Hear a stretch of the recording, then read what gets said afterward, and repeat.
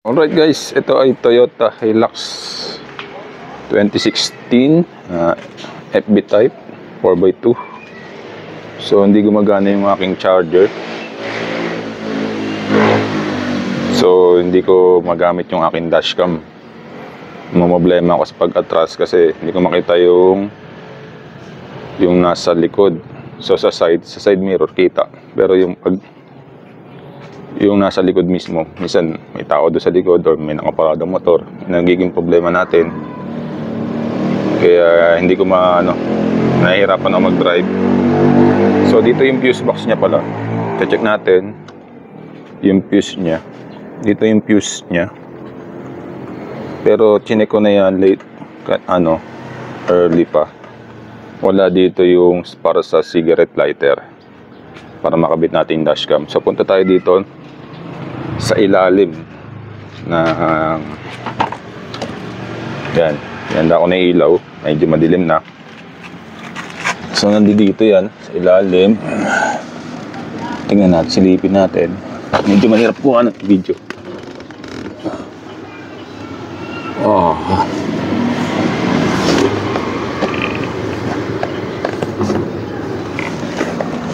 So kailangan natin baklasin to. So yun, chinek din natin yung kabilang. Wala dun yung para sa lighter. Meron pa ditong sa ilalim ng cabin filter. Meron din dito fuse box. Hanapin natin. Yun, nandito tayo sa ilalim ng compartment. Ito yung cabin filter. Tapos ito yung fuse box niya sa kabila. Ayan, nakikita nyo. Check natin, tanggalin natin yung cover.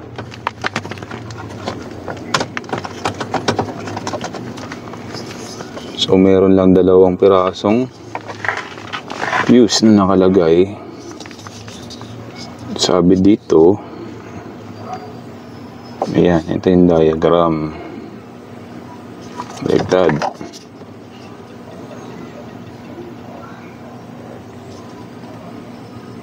Sa wiper, sa ECU, ignition, ayan. Ito yung nakalagay. So yun guys, chinek na natin.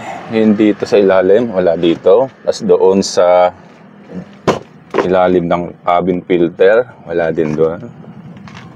Tapos chinek din natin dito sa ilalim. Meron pa isa dito. Ayan, sa ilalim ng pedal. Ayan. Medyo, ayan. Kita nyo. Ayan yung fuse box. Tanggalin lang natin yung takip. Yun.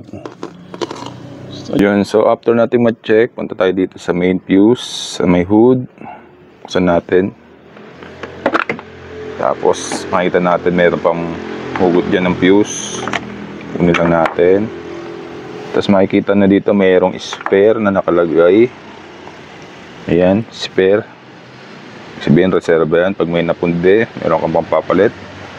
So dito yan nakalagay. Ayan, itong 3 to. So kunin natin yung kulay blue. So, ipitin nyo lang. And then hugot. Ayan.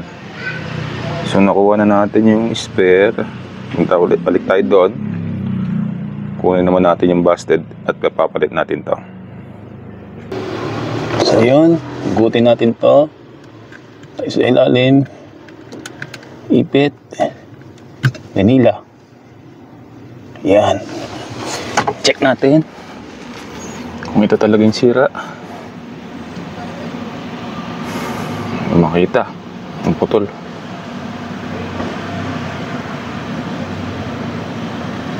Check natin. So guys, ito yung diagram niya sa takip. Nakikita natin mayroong mga pangalan dyan. Yung nasa taas yung meter, airbag. Ang kukunin natin yung pang number 9 na 15. Kabilang tayo 1, 2, 3, 4, 5, 6, 7, 8, 9. Ito. Itong igniter o ignition number 1, which is 15 amperes. So, ito yun. Malabo, no? Sorry, focus lang natin. Ayan. Ito. 15 amperes. Check. And, so guys, nakuha na natin. Ito yung na-spare natin na fuse. Kinuha natin sa unahan. Then, pasok natin. Ayan. That's it. Okay na, pumasok na. Tingnan natin yung fuse na tinanggal natin. Ayan o, putol o. Putol yung dulo, nandun sa dulo. Kaya pala hindi gumagana yung ating lighter. Wala tayong dashcam na masaksakan. Kaya, ayan. So, let's check kung okay na siya. Ito nga pala ay Hilux 2016 model 4x2.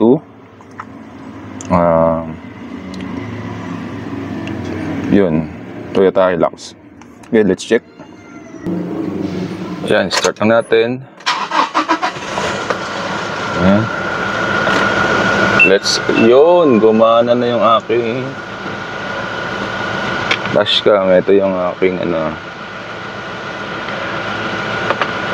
aking adapter dito. Yun, meron na ulit akong dashcam. Yun lang mga guys. Sana natuto tayo. Sunod na video ulit. Thank you. Bye-bye.